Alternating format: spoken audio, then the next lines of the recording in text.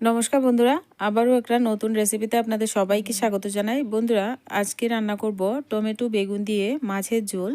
মাছের ঝোল আমরা কিন্তু প্রতিনিয়ত বাড়িতে রান্না করে খাই, আর আমি আজকে মাছের ঝোলটা, সুস্বাদু মাছের ঝোলটা কীভাবে রান্না করছি অবশ্যই বন্ধুরা ভিডিওটা পুরোটা দেখো। আর চ্যানেলে যদি নতুন বন্ধু হয়ে থাকেন চ্যানেলটিকে সাবস্ক্রাইব করে দিয়ে চ্যানেলের পাশে থাকার অনুরোধ রইল বন্ধুরা। আর প্রথমে এখানে নিয়েছি দেখুন ডিম বেগুন, আপনারা অন্য বেগুন দিয়েও রান্নাটা করতে পারেন। এবার ডিম বেগুনটা আমি মাঝখান থেকে সুন্দর করে কিন্তু কেটে নিচ্ছি। এবার আমি ডিম বেগুনটা সুন্দর করে কিন্তু কেটে পরিষ্কার করে নেব। আর ডেটুটার মধ্যে দেখুন প্রচুর কাটা আছে, তো হাত দিয়ে কিন্তু ধরলে কাটা লেগে যাবে, তো আমি কিন্তু ছুরি দিয়েই পরিষ্কারটা করে নিচ্ছি। তো এইভাবে কিন্তু বেগুনটা কেটে ভালো করে জল দিয়ে একটু ধুয়ে নেব। উপর থেকে কিন্তু ধুয়ে নিয়েছিলাম, আর কাটার পরে একটু ধুয়ে নিলে কালো কালো হবে না। তো এবার আমি এদিকে 4 পিস মাছ নিয়েছি। এই মাছগুলি আমি কাতলা মাছ নিয়েছি, আপনারা যে কোনো মাছ দিয়ে এই রেসিপিটা করে খেতে পারেন। পরিমাণ মতো হলুদ গুঁড়ো লবণ দিয়ে ভালো করে মাছের মধ্যে লবণ হলুদ মাখিয়ে নিচ্ছি।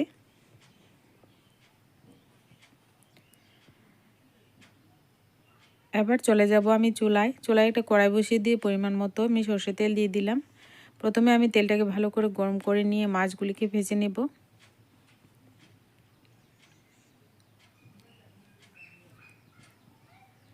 মাছগুলি দিয়ে এবার উলটপালট করে মাছগুলি লালচে কালার করে ভেজে নিচ্ছি। আমার এই ঘরোয়া রেসিপিগুলি আপনাদের কাছে যদি ভালো লাগে প্লিজ কমেন্ট করে জানাবেন বন্ধুরা, আর আমাকে সাপোর্ট করে এগিয়ে যেতে সাহায্য করবেন।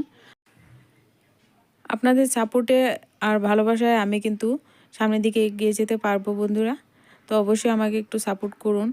আর দেখুন মাছগুলি লালচে কালার করে ভেজে নিলাম, আবার ওই তেলের মধ্যেই কিন্তু বেগুনটাকে ভেজে নিচ্ছি।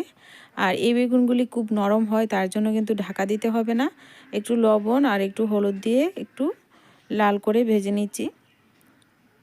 আর আমি কিন্তু সাথে এখানে টমেটো দিয়ে রান্না করব।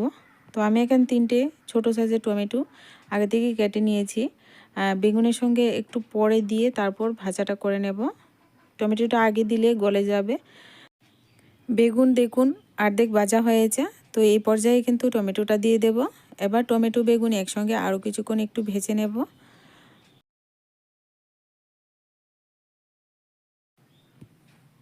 সিম্পল একটা রান্না বন্ধুরা, অবশ্যই বাড়িতে একবার ট্রাই করুন।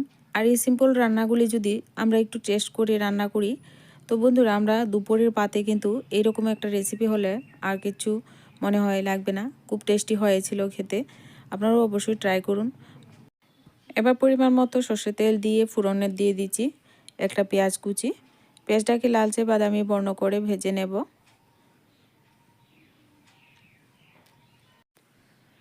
পেঁয়াজটা নাড়াচাড়া করতে করতে লালচে কালার করে ভেজে নিচ্ছি। এবার এখানে আমি মশলার মধ্যে দিয়ে দিচ্ছি এখানে লাল লঙ্কা বাটা। আমি এখানে বাটা মশলা ব্যবহার করছি, আপনারা গুঁড়ো মশলা দিতে পারেন, কাঁচা লঙ্কা বাটা দিতে পারেন। মশলা বাটি ধুয়ে একটু জল দিয়ে দেব। এবার এখানে আমি ভাজা জিরা ধনে গুঁড়োটাও সাথে একসঙ্গে দিয়ে দিলাম, হলুদ গুঁড়ো দিয়ে দিলাম। মশলাটাকে ভালো করে নাড়াচাড়া করে কষিয়ে নিচ্ছি। মশলাটা নাড়াচাড়া করতে করতে দেখবেন একটা সময় মশলা থেকে তেলটা একদম সুন্দর ভেসে গেছে। তো দেখুন, দেখে নিশ্চয়ই বুঝতে পারছেন। তো এই পর্যায়ে এসে বুঝবেন যে মশলাটা সুন্দর কষানো হয়েছে। মশলা কষানো ভালো করে হলে রেসিপির টেস্ট কিন্তু দুর্দান্ত হয়। মশলাটা দেখুন কত সুন্দর ভালো করে কষানো হয়ে গেছে। এবার এখানে বেগুন আর টমেটো দিয়ে দিচ্ছি। বেগুন টমেটোটা দিয়ে হালকা করে নাড়াচাড়া করে নেব। নাড়াচাড়া করে নিয়ে এখানে পরিমাণ মতো জলও দিয়ে দেব। বেগুন টমেটো এমনিতেই নরম সবজি, বেশি নাড়াচাড়া না করলেই ভালো হবে। তো এবার পরিমাণ মতো ঝোল দিয়ে দিচ্ছি। এবার এখানে ভেজে রাখা মাছগুলিও একই সঙ্গে দিয়ে দেব। এবার আমি ভেজে রাখা মাছগুলি দিয়ে ঝোলের সঙ্গে নাড়াচাড়া করে দেব। আর তারই সঙ্গে কিন্তু লবণটাও দিয়ে দিতে ভুলবেন না বন্ধুরা, লবণটা একই সঙ্গে দিয়ে দেবেন। এবার এখানে পরিমাণ মতো লবণটা দিয়ে দিচ্ছি।